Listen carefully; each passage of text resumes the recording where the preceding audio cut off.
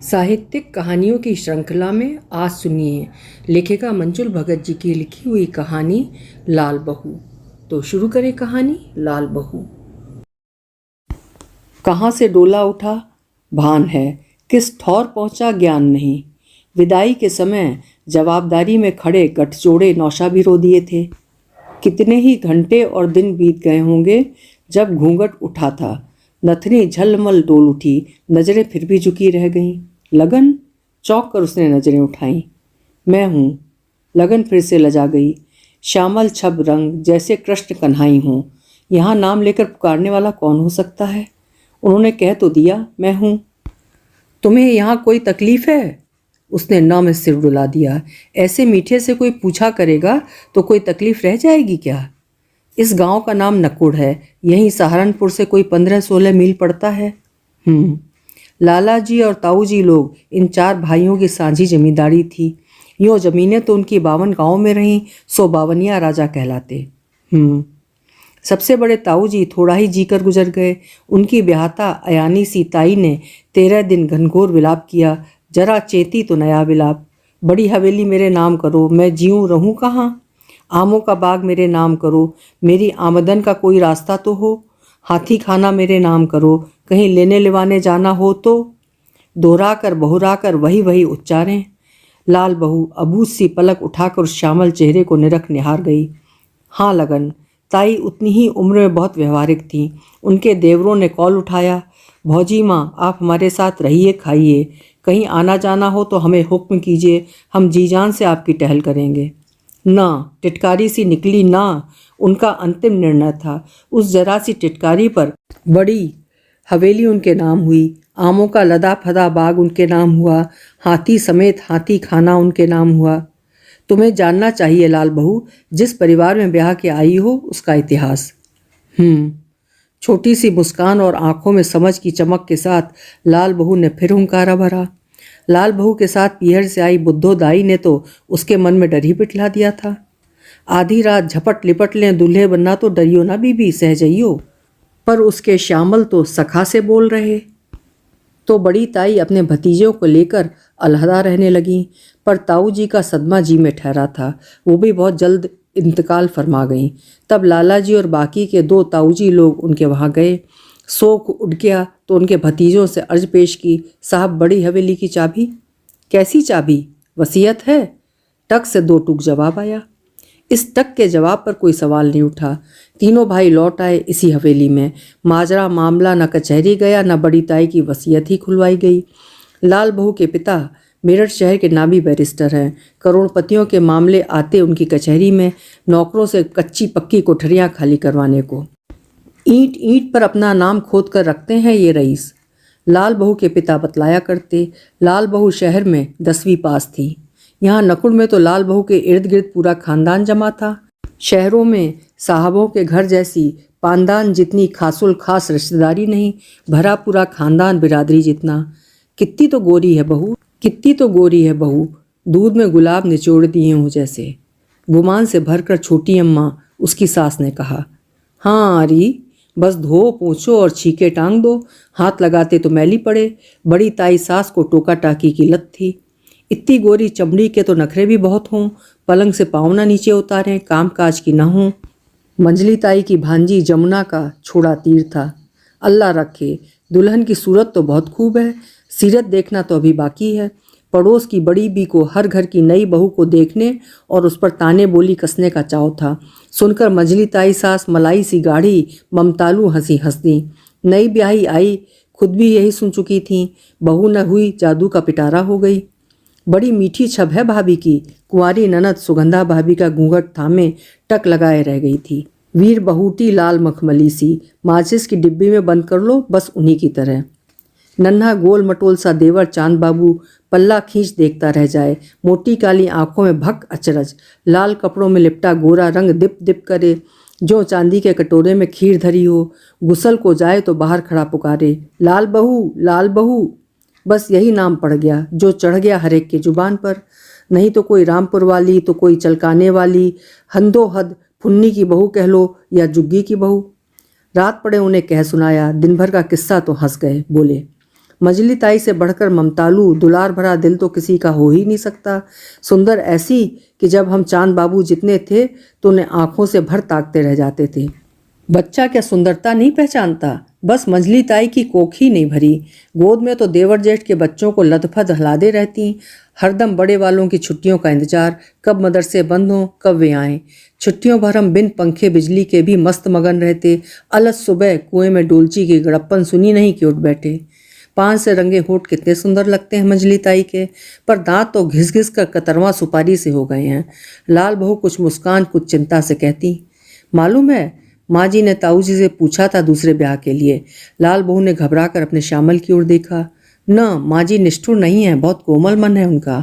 मालूम है दूर कहीं बंदूक चलने की आवाज़ सुन लें तो हाथ का कौर थाली में छोड़ दें कि न जाने किस जीव की हत्या हो गई। मेरे आने पर जब खोड़िया हुआ था तब छोटी अम्मा खूबी गाई थीं। लाल बहू ने झिझकते हुए कहा था, बुद्धो दाई ने सिखावन दे रखी थी, लगन बिटिया, जो अपने नस्सों मतलब नौशा से जरा भी न बोलोगी तो वो तुम्हें गूंगी समझेंगे। इसी से मिस्री जवान में बोल पड़ी थी लाल बहू। वो हंसने लगे। हाँ, अम्मा की सुल्तान तो ढोलकी की थाप के ऊपर लहरा कर यूं नीचे मर्दाने में जा पहुँचे है जो रियाज की हुई कोई जानदार आवाज़ हो। और गीत भी तरह तरह के याद हैं उन्हें। लाल बहू ने हंसकर कहा, उन मोतियों की आप देख। फिर उसके पति का धीरज चुक गया था। लाल बहू के दहेज में आया ऊंचा दोहरा पलंग तो अगली पीढ़ी तक हवेली में ही रहा। ऊंचे पैताने सिरहाने की लकड़ी में बारीक जालीदार कटाई, बीच में कांच का चौखटा जड़ा हुआ जिस पर हाथी मोर चित्रित। लाल बहू उस पलंग को क्या कभी भूल पाई? छोटी अम्मा, क्या बहू? छोटी अम्मा ने यूँ पास आकर पूछा जैसे वो बहू की कोई सहेली हूँ। हमें एक मृगछौना मंगवाना है। लाल बहू की फरमाइश पर सास यूं नौछावर होकर उछाह में आ गई मानो वो भी इतनी सी हों। बात छोटी बड़ी जेठानियों के मुंह से होती हुई बड़े जेठ जी के कानों तक पहुंची। तीनों भाई गुदगुदाए से हो आए। ऐसी अनोखी मांग तो किसी बहू ने न की थी। इस मांग से उनके शहरी व्यक्तित्व से और भी जादू जुड़ गया। आमों के बाग के पास की बनी से एक छोटा सा खिलंदड़ा हिरण का छौना पकड़वा के ला दिया गया। सब उसे लाल बहू का छौना पुकारने लगे। बारजे से छज्जों तलक कुदक्के कुलाचे भरता फिरे।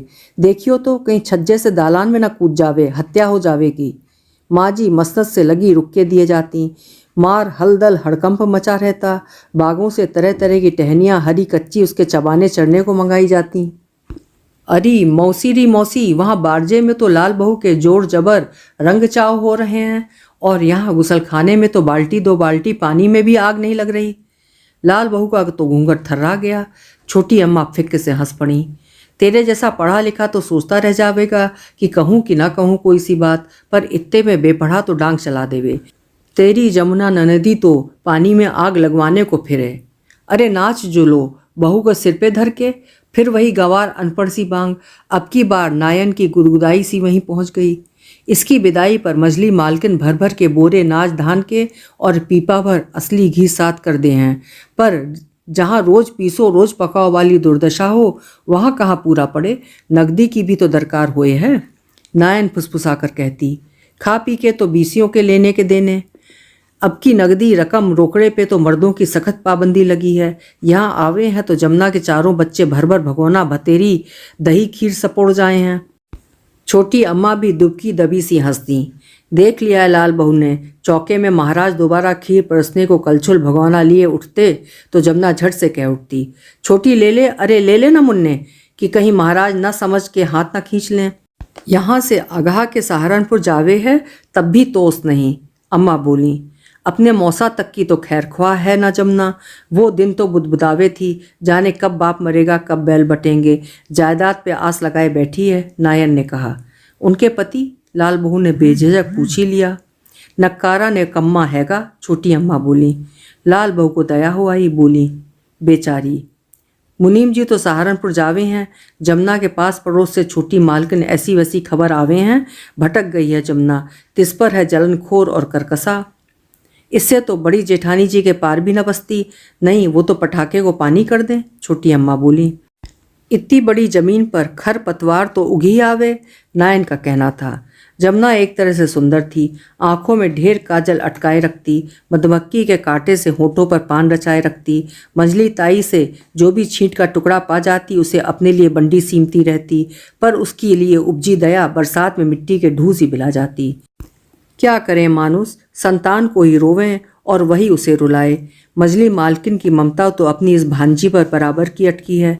नायन ने उसांस भरकर कहा, छोड़ो, तुम्हारी छप छाप तो इस छौने जैसी सलोनी है बहू। छोटी अम्मा आले में सजी लाल बहू की भोली सी तस्वीर को निरख के बोली। लाल बहू खूब ही तो लजा गई। ये करतूत तो उसके श्यामल कृष्ण कन्हई की थी। बक्से में से फोटो निकाल के फ्रेम में जड़ दी और वहां सजा दी। हवेली में दिन रहते सब जीम लेते। मर्द लोग ऊपर सोने आए, तब तक छत पर मसहरी लगी चारपाइयों में निदासे बच्चों के पैताने सिरहाने बैठे उन्हें दुलराते थपकते औरतों में किस्से कहानियां हो जाती। खूब ही आराम तलब बयानी और किस्सा गोई रहती। बस एक बात से खास परहेज रखा जाता, दिन छिपे डोलनवा लांबे कीड़े का नाम जुबान पे ना आवे, नहीं कहीं प्रत्यक्ष दर्शन न देते हुए। मजली ताई के अनुभव में गुजर जो चुका है, बच्चे सो चुके थे। छत पर क्या गजब जुनहाई थी। चांद नभ पर कमल सा खिला था।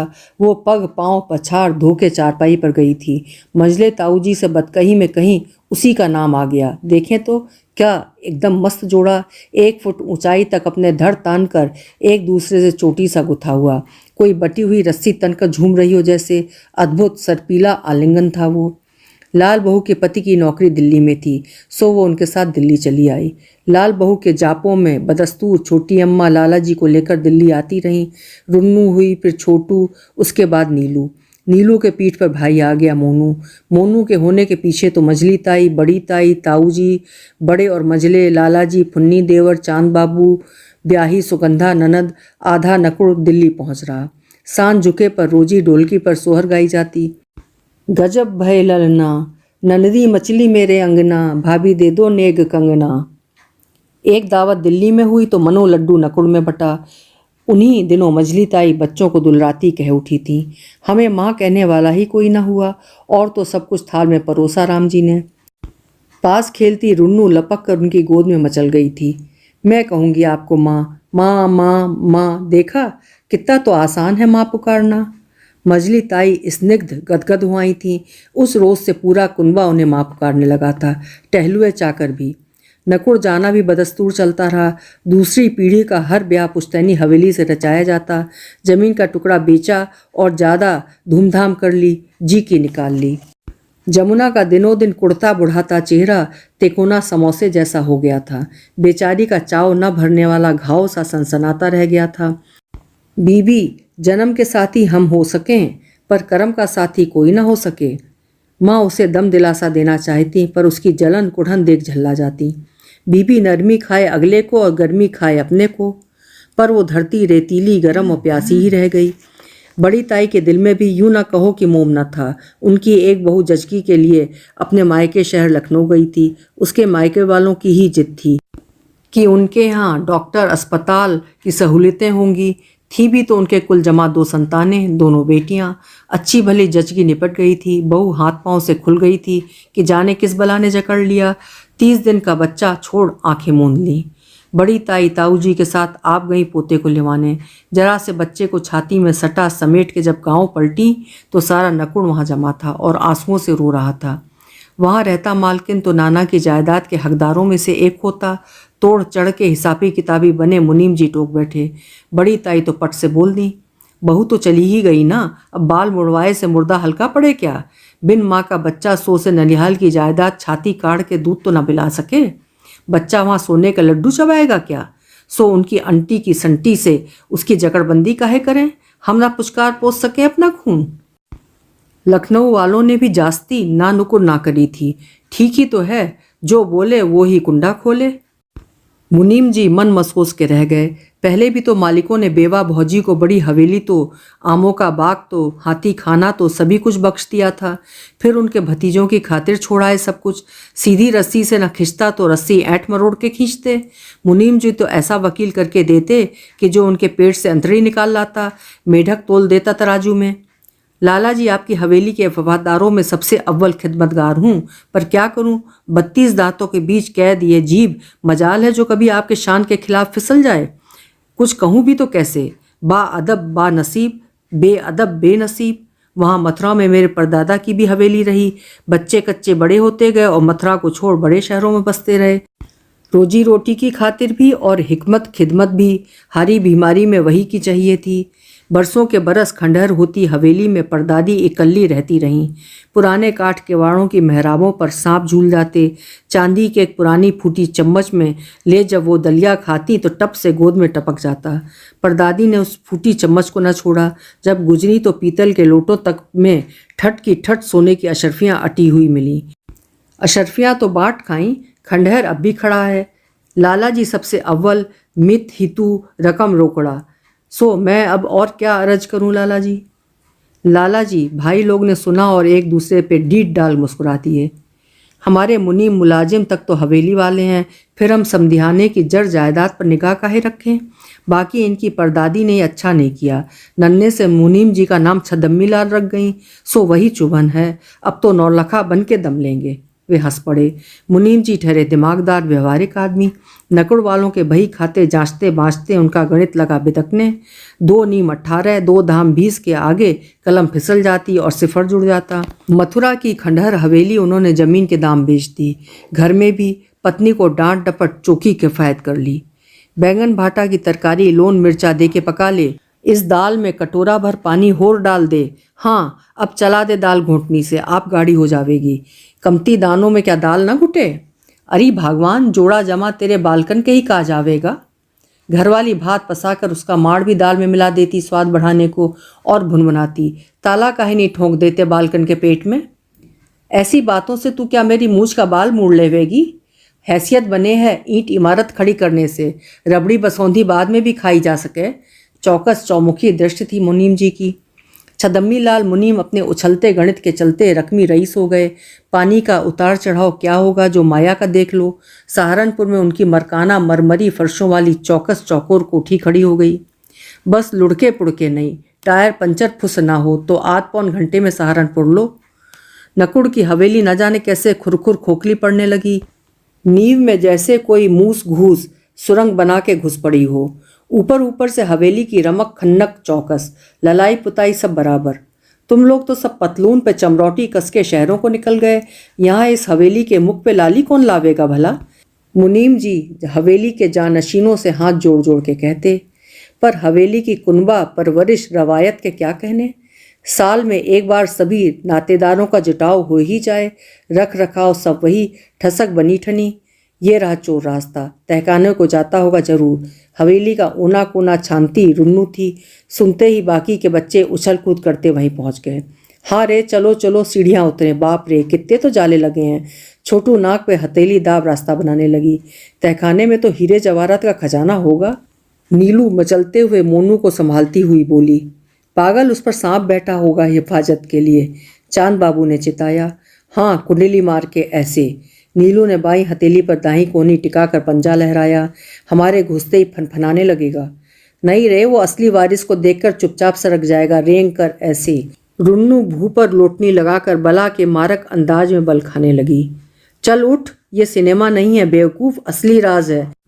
वैसे भी मैं हूँ असली वारिस, छोटू ने दृढ़ता से कहा। नहीं, मैं हूँ, हटो मैं हूँ। छीन झपट थप्पड़ चट में तहखाना खजाना ही भूल गया। चलो चलो, लाल बहू के पलंग पर चौपड़ खेलते हैं। चांद बाबू का सुझाव उत्साह से लपक लिया गया। छुट्टियों भर लाल बहू की दहेजी सेज चौपड़ की चौकी बनी रहती। मोनू और नीलू पलंग के पैताने सिराने लटके रहते। जब ऊब जाते तो बीच में कूद कर खेल बिगाड़ देते। शहरों में बसे बच्चों ने पास के सटे गांवों में 2-2 एकड़ जमीन पर दगर दगर फार्म हाउस बना डाले। तीसरी पीढ़ी के ब्याह वहीं से रचाए जाने लगे। मेहमान कच्चे में गाड़ी उतार धचके खाते, रास्ता टटोलते पूछते पहुंची जाते। घास का गट्ठर सर पर लादे गांव की लुगाई पल भर को ठमक ठिठक जाती। जाने किसका नस्सो घोड़ी चढ़ा होगा। खटाले की थकी हुई भैंसें जो दूध बछड़े से चुक गई होती थीं, वे रास्ते पे बैठी पगुराती रहती। शादियों के कार्ड नकुड़ पहुंचने लगे और वहां से मुर्दनी मातम के कोने कटे पोस्टकार्ड इधर पहुंचने लगे। नकुड़ की हवेली अब चौपड़ की चौकी बन चुकी थी। तीसरी चौथी पीढ़ी तक कोई 150 वारिस हो गए। नए कानून के तहत लड़कियां भी हिस्सेदार थीं। खंडहर पड़ी हवेली को बेचे भी तो कैसे? खरीदार मिले भी तो शहर शहर जाकर 150 दस्तखत ले आओ, विदेश से दस्तखत मंगाओ, हकदार को बुलाओ। पहले के तरह थोड़ी है कि एक ही की हाँ में सबकी राजी। जो हवेली कभी इतनों में छोटी ना पड़ी, अब हिस्सा बांट में कम पड़ती दिखलाई दी। दूसरी पीढ़ी का कोई भूला भटका रिटायर होकर जब नकुड़ पहुंच रहता, तब अपने गुजारे भर को हथेली का एक हिस्सा ठोक पीट कर रहने लायक बना लेता। बाकी की हवेली वैसी ही वीरान पड़ी रहती। वे उन जानिब जाते भी डरते कि न जाने किस पुरखे का भूत जकड़ के जवाब तलब कर बैठे। हवेली के गोशे गोशे में एक तिलिस्म सा पुरा पड़ा था। लाल बहू भी गई थी एक बार उस खंडहर में अपने श्यामल के साथ। हवेली की क्या कोई आत्मा होती होगी जो इस वीराने पे बिलकती हो? जीती सहती करती धरती कितनी ही आवाज़ें कैद हैं वहाँ। क्या आने वाले कल का कोई वैज्ञानिक उन आवाज़ों को मशीन पर पकड़ सकेगा? उन खिलखिलाहटों फुसफुसाहटों से क्या वह कोई व्यक्तित्व रच कर खड़ा कर पाएगा? क्या कोई कहानी बुन पाएगा वो उन आहटों से? गुहार पुकार मान मनोवल के वे शब्द क्या फिर से आवाज़ देंगे? मनोमन लोहे से बना हवेली का सदर दरवाज़ा अब भी बुलंद है कि उसके कपाट ठेलने को अब भी 4 खाए पिए जवान चाहिए। जंग खाई सांकल खड़खड़ाए जाने को आतुर है। तीसरी चौथी पीढ़ी का कहना है कि कोई नई जगह पाने के लिए कोई जगह छोड़नी पड़ती है। कहीं से चलेंगे नहीं तो कहीं पर पहुंचेंगे कैसे? एक और अरसा बीत जाने पर लाल बहू नकुड़ पहुंची हैं। खंडहर में उसकी दहेजी सेज धूल से अटी पड़ी है। धूल जाड़ के वह उस पर बैठी सोच रही है। कहाँ चला गया उसका श्यामल कृष्ण कन्हई? क्या होती है मृत्यु? उसके चारों बच्चों की अपनी अपनी कहानी है जिन्हें उन्होंने झेला जिया है। लाल बहू ने उन चारों कहानियों को झेला है और एक अपनी को भी तो। दिल्ली से 4 कृषि विशेषज्ञ उसके साथ आए हैं। 2 खास फ्लोरिकल्चरिस्ट हैं और 2 अन्य हॉर्टिकल्चरिस्ट। उसने दिलावर सिंह को बतलाया। आबो हवा की जांच, जमीन की पड़ताल हो गई है मैडम। ये फलवान पेड़ों की फेहरिस्त है और ये छायादार वृक्षों की। कौन कौन सी सब्जियां आप उगवाना चाहेंगी? जंदल बाबू ने पूछा। ये फूलों का कैटलॉग है। ताजे बीज मैं खुद दिल्ली के संस्थान से लाऊंगा, मेहता ने बतलाया। लाल बहू के जहन में फूलों की महकती बहार के बीचों बीच खड़ी मेरठ की कोठी घूम गई। जिन फूलों की खपत दिल्ली के बड़े बड़े होटलों में बहुतायत से हो, उन्हीं पर गौर करेंगे। ग्लैडुलाए, गुलाब, रजनीगंधा कतई ए ग्रेड खिलना चाहिए। एस्पेरेगस और कुछ हरी पत्तियों वाले सजावटी पौधे भी जो गुलदस्तों में सजाए जा सकें, लाल बहू ने कहा। फूल सहारनपुर से बसों में दिल्ली भेजने होंगे। ताज़ा शादाब गुच्छे हम कनॉट प्लेस की होलसेल मार्केट में बेचेंगे। थोक में सौदा होगा तो कटाई छटाई उन सब की ही जिम्मे होगी। उससे आगे फुटकर खरीदार उन्हें और बना संवार कर होटलों को अलग सुबह सप्लाई करेंगे। समझ गए दिलावर सिंह? फूलों का कारोबार तुम्हारे जिम्मे रहेगा। सूखने झरने वाली नाजुक शय है। कुछ बी ग्रेड और सी ग्रेड फसल भी उगेगी ही। उसकी और सब्जी की खपत शायद सहारनपुर सरसावे में ही पूरी पड़ जावे। फलों के पेड़ तो ठेके पर उठा देंगे। नगहबानी का जिम्मा भी उन्हीं का रहेगा। निबोली से नींबू नहीं, खट्टे के बराबर नींबू उगा के दिखलाइए जिंदल बाबू, लाल बहू का आग्रह था। हवेली के खंडरों पर बुलडोजर चल गया। जमीन की गुड़ाई जुताई शुरू हुई तो एक बार फिर से गांव के लोग वहां जुट गए। हर हर हरियाली होगी, छलल छलल जल से सिंचाई। उधर देखो खूब गहरा कुआं खुदवाए रही हैं लाल बहू। ट्यूबवेल देखो और भी किस किस को काम काज बटे। गांव में तो माली काश्तकार अब भी होंगे। हाँ जी, एक का कारोबार तो 100 को अन्न आमदन। शहर में रहकर ऐसी कैडी हो गई है लाल बहू की एक कमरा छवा के उसमें रह रही इकल्ली। नहीं रे, अभी 3 कमरे और भी डलेंगे। कहाँ छिपाता तेरे भीतर ये सोता लाल बहू? मंजली ताई, माँ की गुड़ के पाक सी पगी आवाज़ थी। लाल बहू ने एक बार पलक उठाकर हवाओं को महसूसा सूंघा, फिर पलक झुका, धीमे से मुस्कुरा दी। उसे कहीं जाना नहीं पड़ेगा। अब हवेली के हकदार एक एक करके खुद ही उसके पास आ रहेंगे। आमदनी का हिस्सा बांट जो होगा, कोई एक हाथ बटाने को रुका भी रह जाए शायद। अभी आप सुन रहे थे मंजुल भगत जी की लिखी हुई कहानी लाल बहू। कहानी आपको कैसी लगी कमेंट बॉक्स में ज़रूर लिखिएगा। कल मिलेंगे फिर किसी उम्दा कहानी के साथ। आपका समय शुभ हो।